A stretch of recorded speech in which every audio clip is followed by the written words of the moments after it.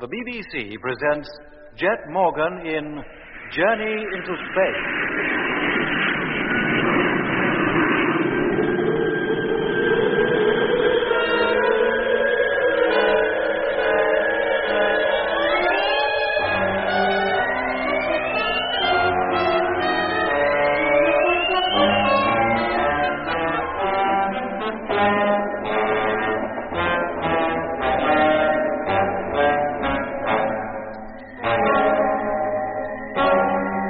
With Mitch as an unwilling prisoner and Dobson and Harding operating the sphere, Lemmy and I had managed to escape from the city of Lacasolis and head out over the Argier Desert in search of Jet. Meanwhile, Jet had left the land fleet for a Martian truck, the driver of which had declared himself willing to help Jet get back to Polar Base if he would take the man back to Earth with him. This Jet agreed to do, and so the two men set out in a westerly direction towards the Mare Erythraeum. Oh, what's the matter? What are you stopping for? They're here. What? Who? Look, up there, hovering above us. A sphere. Good grief. They found us. It's all over. I'm afraid we'll never make it now. Well, couldn't we make a dash for it? Oh, there'll be no point. But don't worry. No physical harm will come to you. The Martians rely on other methods, and I gather you're immune to the hypnosis. No, I'm not. They hypnotized me the first day I landed here out on the ice. Eh? Then why didn't they... Look! The door's opening. And somebody's stepping out. He's wearing a spacesuit. Well, it's Doc. Hello, Doc. Lemmy, this is Jet. Hello, Jet boy. Then you are in there, mate. It's not McLean. No, it's not. Stay where you are, Lemmy. We're coming out. I'll explain everything when we're safely inside the sphere with you. Okay, Jet, come on.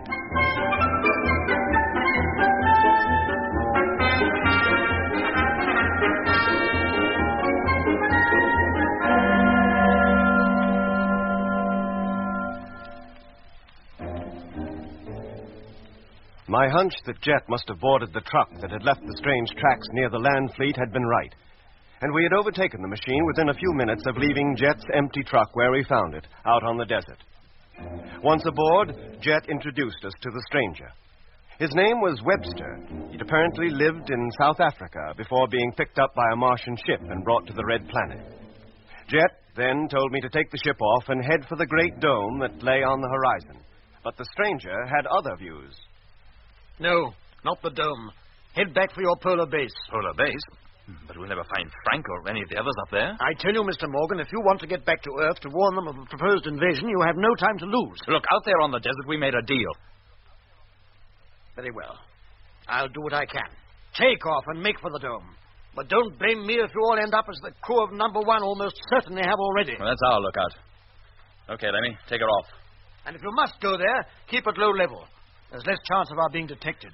Dobson, Harding, take the ship up. Maximum height, 20 feet. Course, due west. That's it. Once we were underway, Webster examined Dobson and Harding and pronounced them beyond hope, so far as ever getting them back to normal was concerned. He then asked to see Mitch, so Jet and I took Webster to the upper cabin.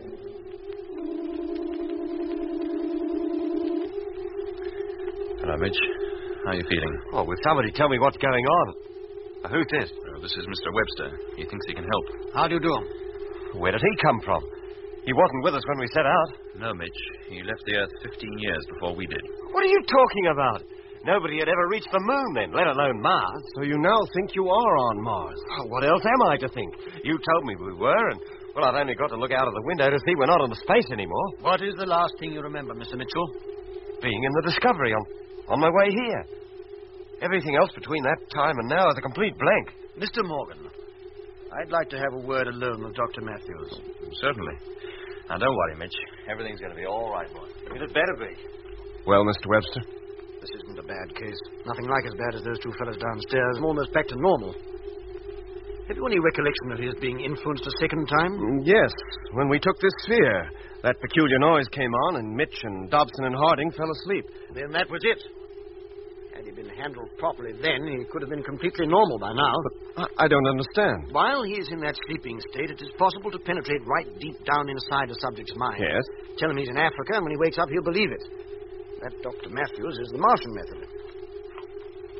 On the other hand, put him to sleep now, tell him all that has happened to him since the time his memory failed him.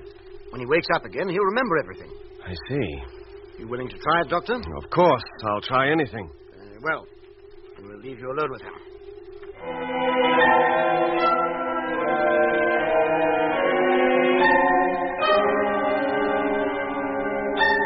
Well, it worked all right.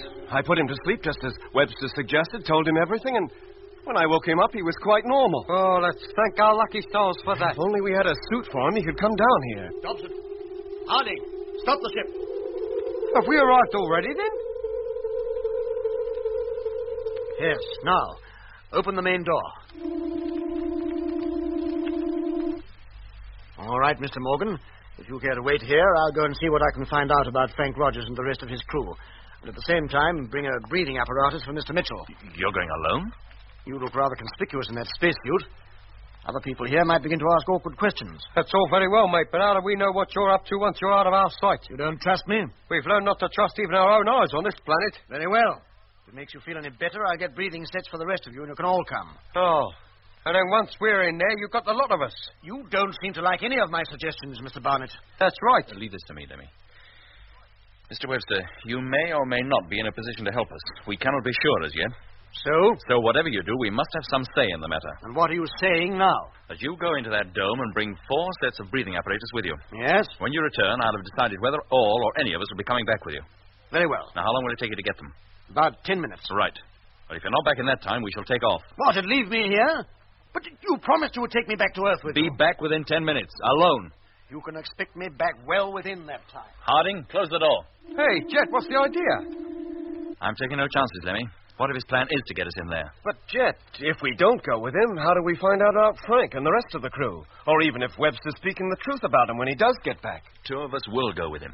We'll put a time limit on our return. And if we're not back within that time, you take this sphere back to Polar Base, board the Discovery, and head for home. Oh. From which I gather you will be going and I'll be staying. Yeah, Doc. Me and Lemmy. If we don't return, it's up to you and Mitch. Right? Yeah, Jet. That dome must be at least a mile wide in diameter. And there's lots of buildings scattered all over the ground it covers, like pillboxes. Never mind the scenery, Lemmy. What's happened to Webster? He's just disappeared through a circular door in the base, which I can only take to be a form of airlock. Well, keep your eye on it and let me know the minute he comes out again. Yes, mate. Webster returned in 7 minutes, and, as he had promised, brought 4 sets of breathing apparatus with him. They were so compact that at first I couldn't believe they would be of any use, but a test proved that they were efficient enough. While Lemmy and Jet were taking off their suits prior to going outside, I took one of the breathing apparatuses up to Mitch. A few minutes later, he was down in the cabin with us and breathing its thin atmosphere quite normally. Well, that's it. Thank goodness I don't have to stay upstairs alone anymore. Are you ready, Mr. Morgan? The more time wasted, the less chance we have of getting away. All right, Doc. If we're not back in an hour, you know what to do. Yes, Jet, and good luck. Take care of yourself, Cover. Come along, Lemmy. Yes, Jet. But I'd feel a lot better if I was carrying my spacesuit over my arm. Hey, what happens if this thing gives out on me? It will last you more than 48 hours. In any case, you need wear it only for a few minutes.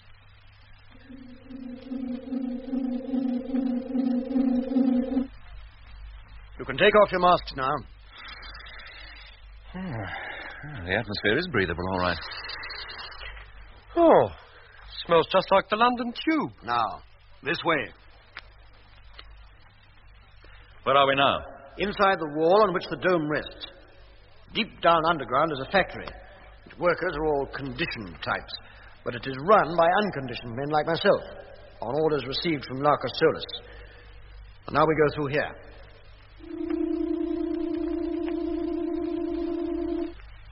Blimey!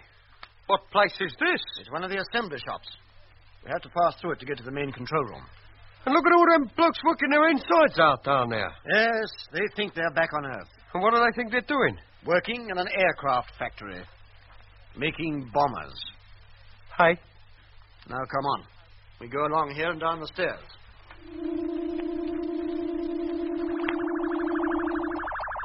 Now, in you go. Walk right through the shop and down to the other end. Don't talk to anybody if you can help it. Hey, Chet, what's that poster up there with a picture on it? What's it say? Keep your mouth shut. The enemy is everywhere. And look, that fella under the table. That's Hitler, isn't it? Come on, Lemmy. Don't lag behind. Well, what's Hitler got to do with this place? Lemmy, come on. Hey, chum, got a match? Hey, what was that? Have you got a match for my fag? I've got 5 minutes for a spit in a drawer. Sorry, mate. Right out of matches. Oh, well, never mind. I'll get one from Tom. You going to work here? Maybe. I'm not sure yet. Oh, you didn't give up a good job just because of the war, did you? Because if you did, you would have mugged. Oh? Why? Oh, because it'll all be over by Christmas, that's why. You work on aircraft before? Not the kind you're making. Not a bad life, really. Foreman's a bit of an... Is he? Anyway, there's one thing to be said for working here. If you get any spare time, you can knock yourself up a lighter on the side. Then where's yours? Lemmy, come on. What are you hanging back here for? I'm sorry, Jet. I couldn't just walk away from him. He thinks he's back in the 1940s, working in an aircraft factory. That's what they all must think. And all the time they're making spheres for the perishing Martians.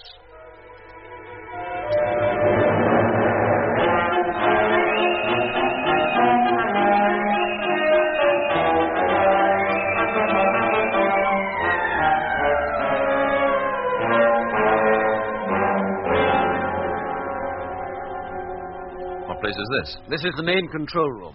It's in constant touch with Larcus Solus. And if there's any news to be had about Rogers and his crew, it'll come from here. I see. Now, remember, both you and Mr. Barnett are new personnel. You were picked up from Earth and you landed here only a couple of days ago. Uh-huh. You are condition-resisting types. I'm showing you over the place. Is that clear? Perfectly. Then let's go in. Oh, hello there, Bill. Thought you were out on the Murray. I was. I was called over to HQ and told to bring these gentlemen over here and show them a few things. They're newly up from Earth and haven't quite got used to the idea yet. Oh, welcome to the fold, gentlemen. You have my deepest condolences. Where did they pick you up? The crew of the Sphere, you mean, that brought us from Earth? Who else? From London. London? It's not the habit of the Spheres to drop down on populated districts. Not London exactly. Hampstead Heath. I should have thought that even that would have been a little too crowded. Well, it was late at night, and it was foggy. And they weren't the only ones. I know. There were 4 newcomers landed in Lacasolis this morning. I was talking to them a few minutes ago. Talking to them? Were they called Rogers and Grimshaw? That's right. Good subjects, too, by all accounts. 3 of them grade 3 types, capable of being put into the deepest sleep. Oh, no. Would you care to see them? Where can I see them? Now, when the screen warms up, they'll appear on it. They're undergoing their initial training, learning to obey orders by remote control. There they are. That's Frank. In a few days, they'll be coming to work here. By then, they'll be used to my voice and to doing exactly as I tell them. Rogers, stand up. Oh, blimey, Jet. Look at him. He's doing it. Can you hear me, Rogers? I can hear you. Are you prepared to take my orders and to act on them? Orders must be obeyed without question at all times. Very good. Sit down, Rogers. Now, Grimshaw. I can hear you. Turn it off. What are your orders? Turn it off, do you hear? I tell you, turn it off! What are you getting so excited about? Do you think it's funny parading Frank and Grimshaw around like that, like I was Whittaker exhibits in a circus? Mr. Barnett. You knew Whittaker? We'd heard of him. Mr. Webster told us about him. Where is Frank? How far away from here is he? Too far for you to get at, Mr. Morgan. You can give up all hope of trying to rescue him. What makes you think I want to? You can't fool me. I know that neither Rogers nor any of the men with him came to this planet in a Martian sphere. What? How do you know? Not 15 minutes before you came in here, a warning that men from Earth had landed on the planet 2 weeks ago was put over the intercommunication system. Apparently, 2 of them took a sphere from Larcus Solus. The other is still out on the Argia Desert somewhere, and a search for him has already begun. Apparently, they know about the proposed invasion of Earth at the next opposition. Don't you, gentlemen? Well, the cat's out the bag now, isn't it? No, Sam. What you say is true. But you are an Earthman yourself, and so am I. I was once. You still are, Sam. In spite of the time you've been up here, you still are. I am a Martian. It is my duty to report the fact that 2 of the Earthmen are here. You mean nobody knows we are here but you? Yes, that is Look, so. Sam, you'd like to go back to Earth, wouldn't you? I came here in 1896. What would be the point? When I left Earth 75 years ago, I was 35 years old. You know what would happen to me the moment I left this planet. I have no wish to die yet. But if we don't get back to Earth, they'll know nothing about the invasion. And how are they going to defend themselves? It is not intended that they should know of the invasion or how to defend themselves. And you cannot be allowed to return to tell them. No, you traitor! Webster, take these men to the living quarters. I'll report their presence here to Larcus Solus immediately. No, Sam, wait. They've promised to take me back to Earth with them. You? What do you want with Earth? You who came here in 1910. I didn't. It was 1956, and I wasn't old. Look at me. Am I old? I could still spend a few more years on Earth, couldn't I? Couldn't I? Don't make me laugh. You'd fade to nothing the moment you put foot on the place. You're not conditioned for Earth, you know. You're not a Whittaker. You've got to believe me, Mr. Morgan. I did come here in 1956. Oh, shut up and get out. And take these Earthmen with you. I have a report to make. Lemmy. Yes, Jet. No, Sam. Don't tell them. Okay, Lemmy, now. Right, now. All right, Lemmy, now. Go on, yes, mate. Go on. Captain. Oh! What have you done? Give me the tickets to pay. Never mind. Now, you want to get back to Earth? Help us get out of here. All right, Lemmy, that's enough. If anybody could get that gear to work now, he'd be a genius. Right, mate. Now what? Now, back to the sphere. I'm right with you, boy. Come on, Mr. Webster. If you want to get back to Earth, this is your last chance.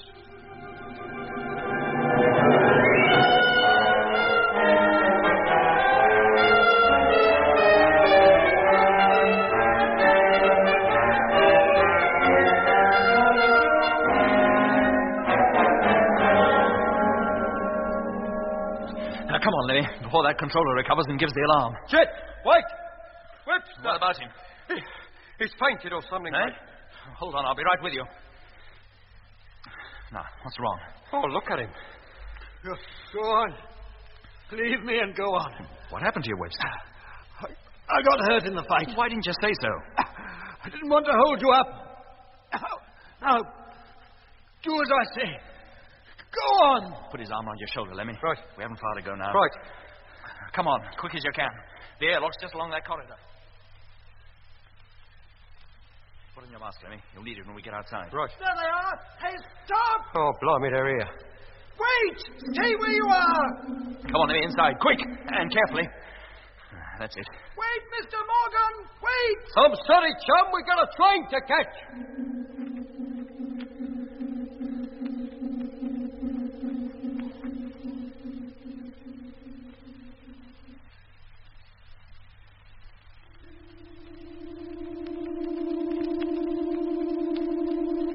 Doc, give me a hand, will you? Webster's hurt. Okay, Jet. Mitch. Right with you, Doc. Okay, Lemmy. We got him. Right. Take it easy, Mitch. Lay him on the floor. We've got to get out of here, Doc, and quick.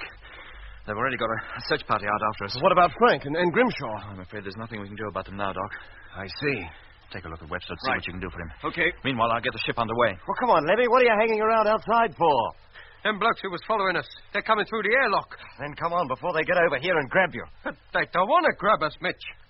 They want to come with us. What? Did you hear that, Jet? Yes, I heard it. Harding, take the ship up. Raise it 12 feet and hold it there. 12 feet? And what about the door? Don't you intend to close the door? No, Lemmy, I want to talk to those men down there. All right, Harding, that'll do. Take us with you, Captain. Take us back to Earth. How many of you? Just the four of us, that's all. How long have you been on this planet? 15 years, since 1956. You as well? Isn't there anybody on this part of Mars who came here any other year? You must believe us. We want to go home. We're young, all of us. We've a long life ahead of us, even down on Earth. Don't do it, Jet.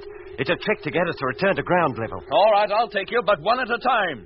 Now, 3 of you go back 100 yards. You'll climb aboard in order, as I tell you. Now, take it easy, Jet. 4 of them could be too much for us. I can't leave them, Mitch. Harding. What are your orders? No, Jet. Wait. What is it, Doc? Come over here. Look at Webster. What's the matter? Come over here and see.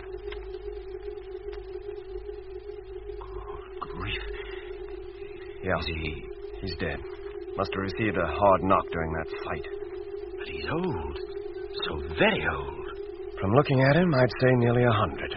But he swore he was young. Said he'd been up here only since 1956. He wanted to get back to Earth so desperately he lied. But he knew that if he did, his age would catch up on him. Well, maybe he thought he'd have just one more glimpse of Earth before he died. Well, Jet, how about those men out there? Are they the same? Harding. What are your orders? Close that door. Head for polar base at maximum speed. No! No, Captain Morgan, don't leave us. Take us back. Take us back to Earth.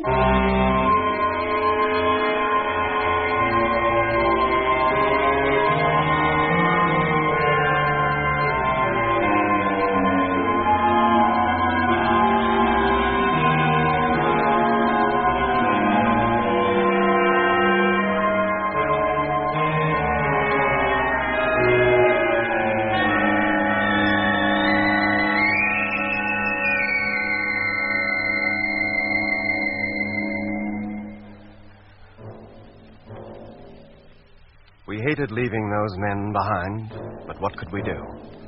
Our one thought now was to get back to Polar Base, the springboard for our long journey back to Earth. The distance to base was covered in less than 2 hours, and it was with a sigh of relief that we sighted the Discovery, standing upright on the ice, ready to take off. Half an hour later, we had left the sphere, were in the flagship, and almost ready to fire the motors. And, up to now at any rate, there was no sign of any machine in pursuit of us.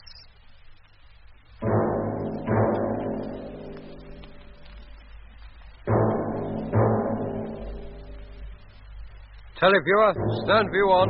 Now listen carefully, all of you. I've ordered Dobson and Harding to take the sphere into free orbit and join the fleet. I'll then have Davis take over 2 suits from number 4 and tell Dobson and Harding to transfer to number 5. You mean you intend to take them back to Earth? Well, why not? The firing of the freighter motors is automatically controlled from here. Once we're underway, they'll have no choice but to come along with us. Now, let's get off. You all right down there, Paddy? Yes, sir. I'm quite comfortable, thank you. All right. Stand by for firing. In 5 seconds. 4, 3, 2, 1. Contact!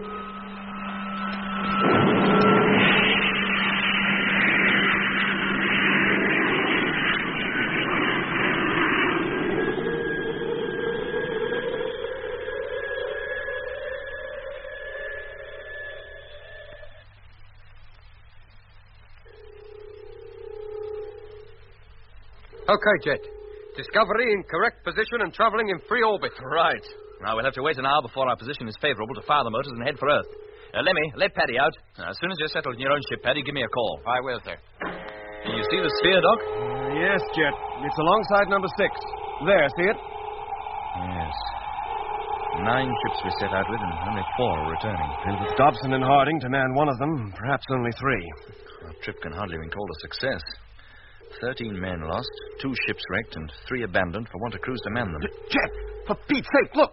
Martian spheres, a whole fleet. What? Yes. Where, Doc? Almost directly below us. Dozens of them. Paddy now drifting across to number 3. Hey, listen. There's that music. They're here. They aim to stop us, Jet. Put us all to sleep. How far and fast can those spheres travel? According to that flying Dr. Jet, not very far. Then we'll try to outpace them. Let me know as soon as Paddy's entered his ship. He's just reached the airlock now. Call up the ships, Mitch. Have them stand by for takeoff. Right. So it will be only 3 ships after all. Hello, Space Fleet. Discovery calling. Stand by for takeoff. Repeat, stand by for takeoff. Number 3 to flagship, standing by. Number 4 to flagship, standing by. Oh, blimey, they're giving out with a vengeance this time. Whatever you do, don't go to sleep. Fight it. Photo, Mitch. Okay. And stand by. Position. 3 degrees. 2 degrees. Firing imminent. 1 degree. Contact!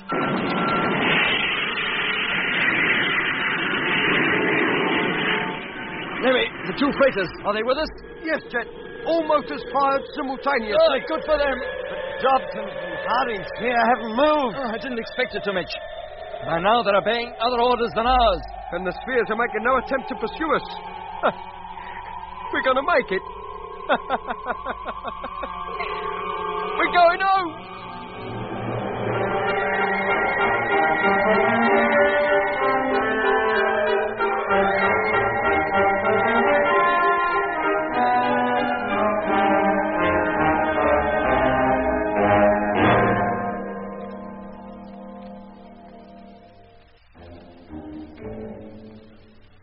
We established contact with Control a week after takeoff, and as we suffered no interference or jamming from Mars, we were able to tell them the whole story of our landing, of the loss of most of our ships and half our men. The main object of our trip, the exploration of Mars, was virtually unaccomplished. Our only achievement, a few measly specimens of Martian soil picked up in the area around Polar Base when we first landed. But the reason for our premature return had been achieved, to warn the Earth of the proposed Martian invasion during the next close opposition. At first, our story was not believed, but as we passed more and more details of our incredible adventures back to Earth, the truth slowly began to sink in. Hello, Space Fleet Control calling. Come in, please. Hello, Control. Barnett here. It's requested that full details of the construction of the Martian spheres be passed to Control, together with all known methods of operating same as soon as possible. Oh, blimey, mate. We only flew in them things. We didn't take them apart. Sorry, Lemmy, I don't write these orders, only pass them on. You don't know the commotion your news has caused down here.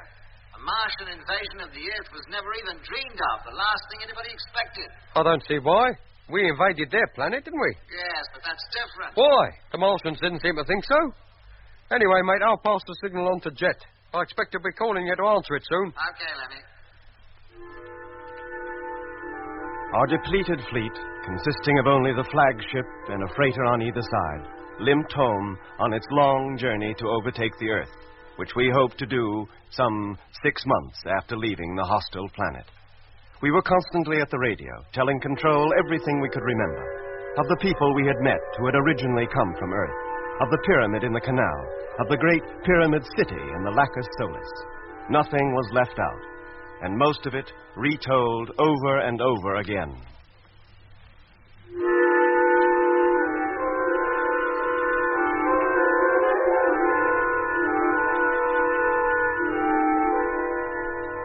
And then, at last, after 6 months and 2 weeks' flight through space, the ships were turned over, and we prepared to make the moon landing. Hello, Space Fleet. Your call received. Course X723, Track E. Platform is now cleared and ready for touchdown. And good luck. Thank you, Control. Landing imminent. Doc, gyro. Contact. Motor, Mitch. Okay. And stand by for firing. Height, 10,000. Position, Lemmy. Hang on. 9,000. Well, we made it. That's something. I only wish it was good news we was bringing home. 8,000. And when we do land, I expect we'll go straight into the interrogation room and stay there. We'll be lucky to get home in a month of Saturdays. 7,000. Stand by, Doc. Okay. Lemmy. Yes, mate. All right on my end. Freighter's turned over an information. 6,000. 5,000. Contact!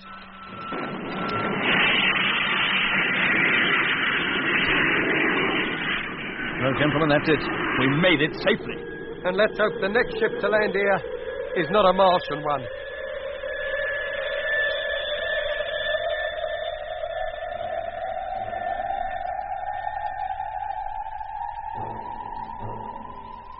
And so man's first trip to Mars was over.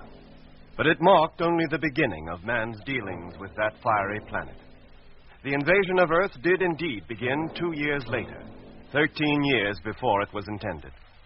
No doubt after their plans had become known, the Martians thought it best to strike immediately, and the first ships of the Martian invasion fleet landed in Asia on September 23rd, 1973. But that's another story.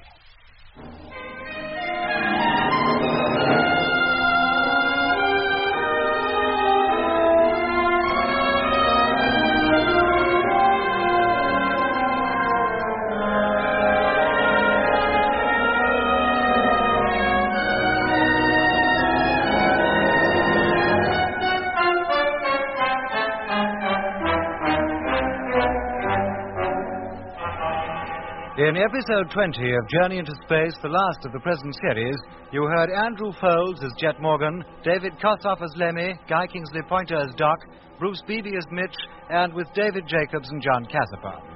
The orchestra was conducted by Van Phillips, who also composed the music. The sound control and special effects were by Brian Willey and Joe Young.